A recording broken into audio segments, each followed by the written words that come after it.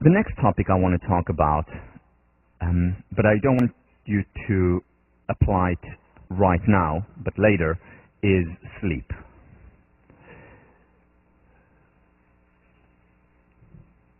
Here are some statistics about sleep. So before Edison invented the light bulb, people slept on average about 10 hours every 24 hours.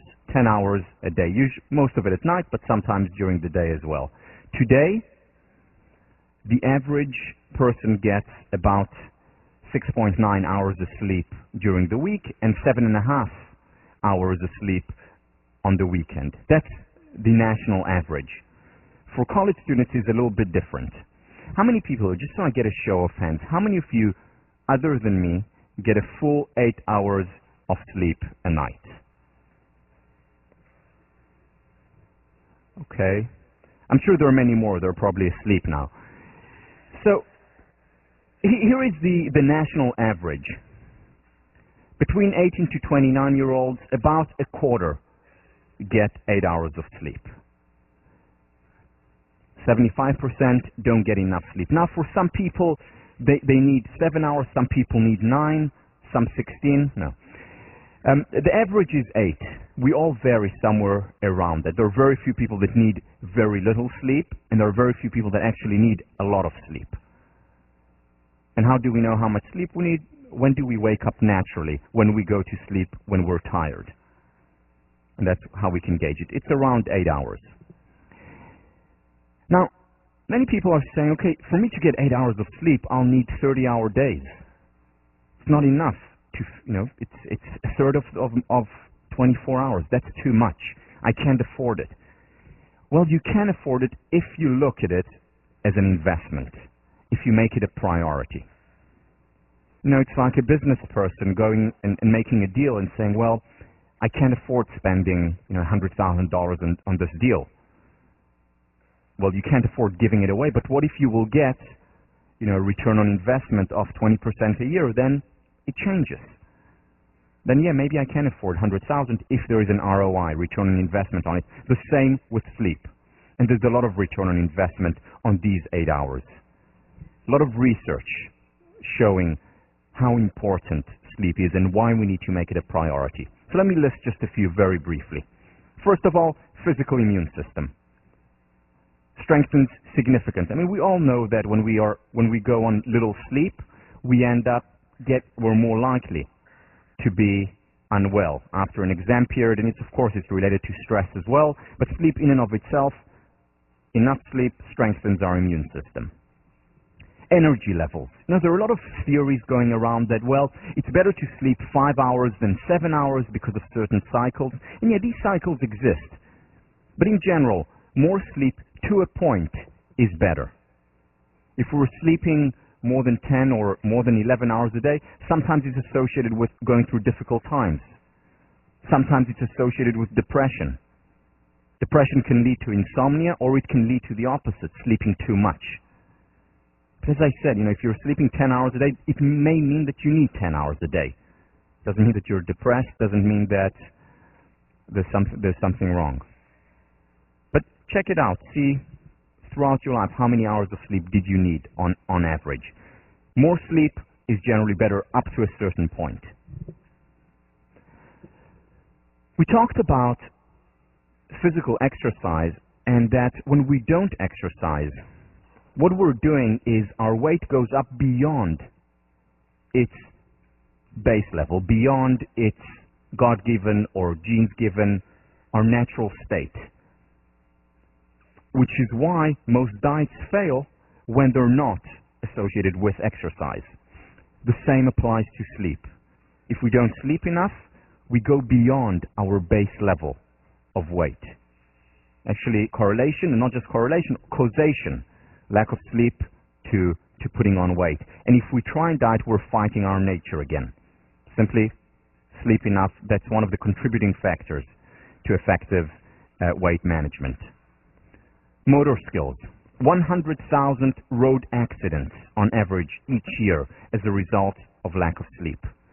40,000 injuries, 1,500 people killed a year in this country as a result of lack of sleep.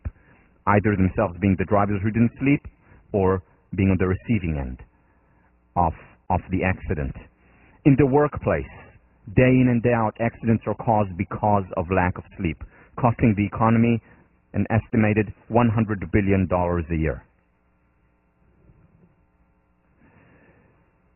Cognitive functioning, whether it's creativity, productivity, as well as memory, that is hurt when we don't sleep, which is why sleep is such an important investment. Very often we say, well, let me stay up 2 more hours so I can study.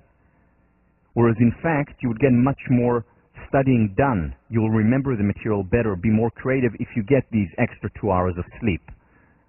Good return on investment.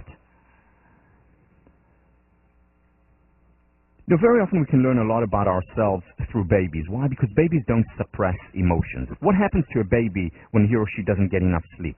They're cranky, they cry, they're miserable, they're anxious. We know that. Now, we learn not to look like that baby that we saw when we talked about the permission to be human, to cry one moment and to laugh the next. So we suppress these emotions. But we still have them, no different when we don't get enough sleep. That's when our fuse is shorter. That's when we, blow up more often. That's when we feel anxious. Again, it's unhealthy on the physical level. Of course, it's unhealthy psychologically. Affects depression in an even more significant way for 2 reasons. The first reason, that lack of sleep is likely to lead to depression, is because for the physical level, again, just like you see a baby is cranky when it's tired, we're cranky when we're tired. So that's just the pure physical level of needing sleep. The second reason is a little bit more subtle and a little bit more interesting. What happens at night is that our mind processes a lot of the things that we have gone through throughout the day. And very often it solves unresolved issues that we have gone throughout the day.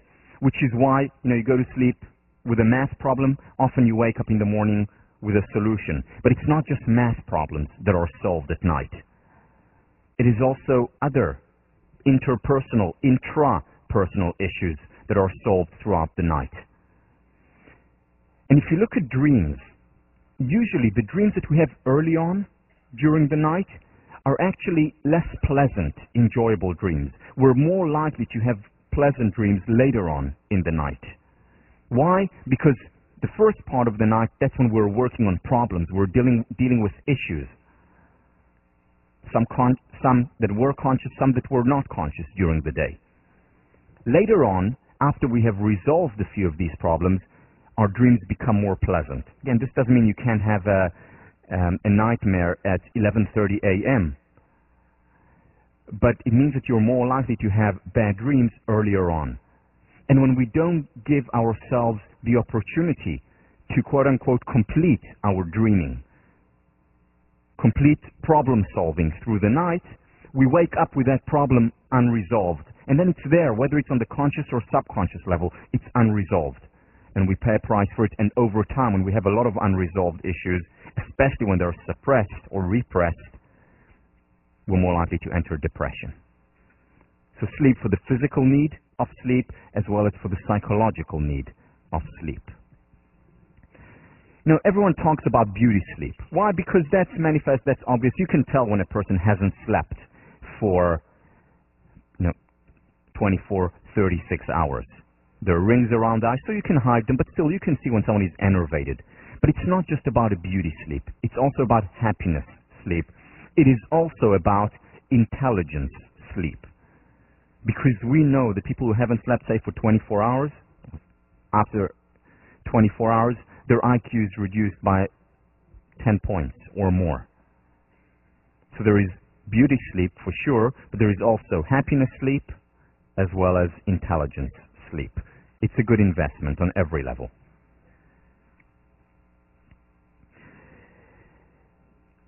Here are just very briefly some tips on sleep. The first thing, more or less 8 hours a day. Find what is right for you, but that could mean 7 hours at night and 1 hour in the afternoon, or it could mean 6 and 2. But generally, we need 8 hours a day. If you can't get these 8 hours a day, and there are periods in your life where you won't be able to, such as exam period, where it may be a little bit more difficult to get the 8 hours, or another stressful period, or when you have children. So what do? Naps. Naps have actually been shown to be extremely effective. Cat naps during the day. Sleep for 20 minutes. It's not as good as sleeping the extra 2 hours at night, but it's certainly a lot better than not getting any sleep during the day. So naps are also a very good investment. Take a power nap for 15, 20 minutes during the day. That, to an extent, not like a full night, but to an extent, restores some of the cognitive as well as the emotional capacities. Many people who have problems falling asleep, the reason is because they eat too late or they exercise too late, and the blood is still flowing fast, the heart is still beating, they're energized. So not to eat too much before for some people, can fall asleep as they're eating. But there are certain people for whom it's a little bit more of an issue. So just watch your diet a little bit, watch your exercise regime, not to exercise too late.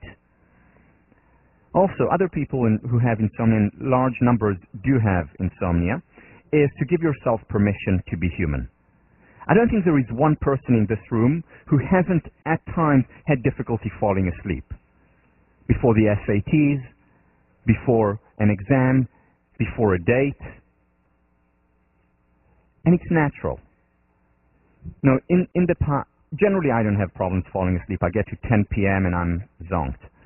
But sometimes when I did have problems during difficult periods, stressful periods, initially I would tell myself, okay, fall asleep now, fall asleep now, fall asleep, right? It's like, don't be anxious, don't be anxious. And then you have pink elephants preventing you from going to sleep. Instead, give yourself permission to be human. Now, if I have difficulty falling asleep, I say to myself, well, it's an opportunity to think and reflect. And very often that bores me and I fall asleep. Permission to be human. And finally, what are your internal rhythms? Because we have the light bulb today, because we're living indoors as opposed to in huts that are exposed or caves that are directly in touch with nature, we have separated ourselves from nature. And we pay a price for it. Whether we pay a price for it because we don't exercise enough, since we don't have to go hunt and gather, and we pay a price also because we don't pay attention, we're no longer cognizant, mindful or heartful of our internal rhythms. How many hours a night do you need? Are you a night person or a morning person? Do you need to go to sleep at 10 p.m. or do you need to go to sleep at 5 a.m.? What's right for you? And try and create a life that is in line with your natural needs. Now, that's not always possible. If you go and work in college, it's relatively possible. You're quite flexible because you can come. This class is at 11:30, or most class it's also videotaped. So if you want to sleep till noon, that's fine too, and then you watch it. So you can play around with it when you work in the future. Or when you were in high school, and high school started at 7:30 or 8, you had to be there. But still, as much as possible, try and be aware, cognizant of your internal rhythms in terms of the hours that you need and also when you need those hours. There's been a lot of research on sleep. There are entire seminars, classes just on the need for sleep. Let me summarize through the work of William Dement, who is a professor at Stanford and does a lot of sleep research when he's awake.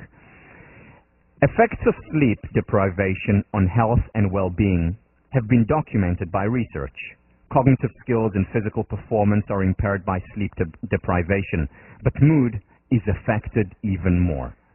People who get less than a full night's sleep are prone to feel less happy, more stressed, more physically frail, and more mentally and physically exhausted as a result.